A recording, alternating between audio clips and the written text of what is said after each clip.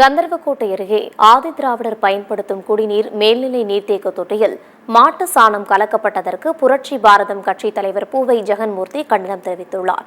திராவிட model ஆட்சியில் தாழ்த்தப்பட்ட மக்களுக்கு தொடர்ந்து அநீதி இழைக்கப்படுவது வருத்தமளிப்பதாகவும் அவர் கூறினார்.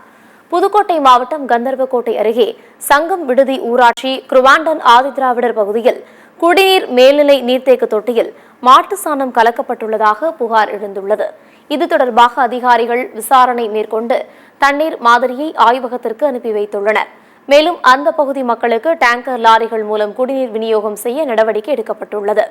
இந்நிலையில் இந்த சம்பவத்திற்கு புரட்சி பாரதம் கட்சியின் தலைவர் பூவை ஜெகன்மூர்த்தி கண்டனம் தெரிவித்துள்ளார்.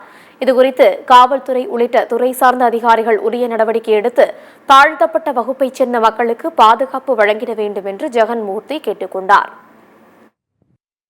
மாவட்ட ஆட்சியரும் மாவட்ட காவல்துறையும் யார் இந்த செயல்கள் எல்லாம் செய்கிறார்கள் என்பதை உடனடியாக கண்டறிந்து அவர்களுக்கு தண்டனை வாங்கி தர வேண்டும்.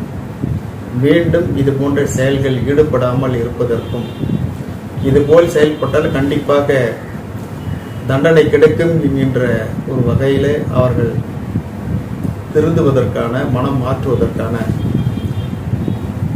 ஒரு நடவடிக்கையை இந்த அரசு எடுக்க வேண்டும்.